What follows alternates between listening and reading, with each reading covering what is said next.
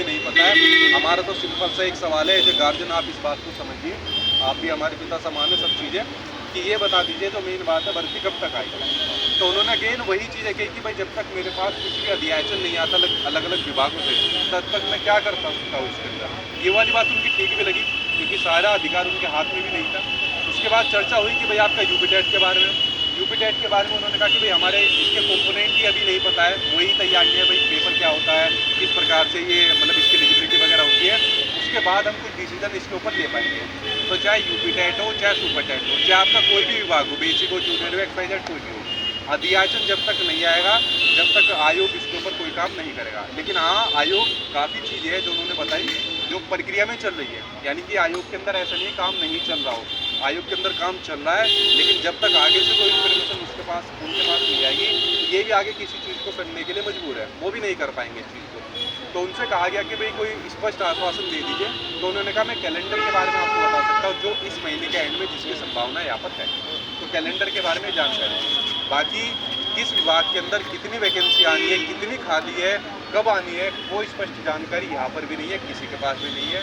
अध्यक्ष साहब आपके आशासन स्तर पर कोई मीटिंग है, उनसे वार्तालाप नहीं हो पाई, और अगर होती भी तो ज़्यादातर यही बातें सेम होती। और ऐसा नहीं है कि वो भी प्रयासरत नहीं है, वो भी कार्य कर रही है। पहले दिन ही आपको पता है 5 सितंबर को जो महाधरना हुआ था, तो उसमें उन्होंने 3 घंटे की मीटिंग बैठाई। मतलब जो विभाग के अंदर जो कार्यवाही चल रही है उसके बारे में उन्होंने कहा, सारी चीज़ें बताई। बट अगर मैं बात करूं वैकेंसी के बारे में कि एकदम अभी 10 दिन 15 दिन महीने भर में कुछ आ जाएगी, ऐसी चीज़ें नहीं है। अध्याचन आएगा, इतनी रिक्त पदों का ब्यौरा आएगा, एक पोर्टल तैयार किया जा रहा है, उस पोर्टल पर फिर उस चीज़ को डाला जाएगा, कैलेंडर के अंदर उसको सम्मिलित किया जाएगा, और फिर आपके सामने वो चीज़ देखने को मिलेगी। बाकी सचिव साहब से ये आश्वासन मिला है कि भाई आप तब तक बच्चों को यही कहिए कि अपनी तैयारी चालू रखिए। समय थोड़ा सा इसके अंदर लगेगा, आपको भी पता है हमारी भी बहुत सी सीमाएं होती है, अपनी तैयारी आप लोग चालू रखिए, और आगे आने वाले समय में कुछ सुखद आपको कुछ ना कुछ इन्फॉर्मेशन मिल जाएगी। लेकिन जितना हमें या मुझे पर्सनली तौर पर लगा, थोड़ा सा समय इसके अंदर लगेगा।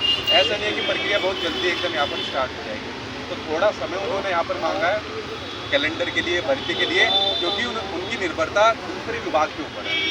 तो ये सभी मतलब बातें उनसे हमारी यहाँ पर हुई है। बाकी रजत जी अपने इसमें एक्सपीरियंस शेयर करना चाहेंगे। देखिए, जो चीज़ें थी एकदम आपको स्पष्ट बताया। उन्होंने कहा, ये भी एक चीज़ बोला कि सितंबर लास्ट तक आपको कैलेंडर का जो मामला है इंतज़ार करिए, और एक साथ में ये भी बोला कि आपका अध्याचन हमने भेज दिया है विभाग को। और आज शासन स्तर की बैठक में स्वयं अध्यक्ष महोदया गई भी हुई हैं। तो मैं सर आप यही पूछने थे, तो यही बातें हुई थी, कुछ अलग बात हुई थी? यही बात हुई थी सर। तो ये सारी जो बातें थी एकदम क्लियर है। अभी शाम तक निर्णय हम अभी अपने संगठित साथियों से लेंगे कि उनके दिए गए समय तक को इंतजार करें कि हम आंदोलन को स्थगित करें, कि हमें आंदोलन को यथावत उनके समय तक चलाना है।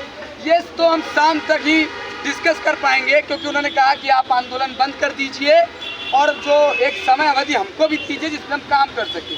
तब हमको तय करना है कि शाम तक इस निर्णय लेना है अपने संघर्षशील साथियों से कि वो साथ वहाँ तक बना सकते हैं उनके दिए गए समय तक, कि हमें एक समय अवधि तक स्थगित करके उनके दिए गए समय तक इंतजार करना चाहिए। तो ये तो शाम का निर्णय है।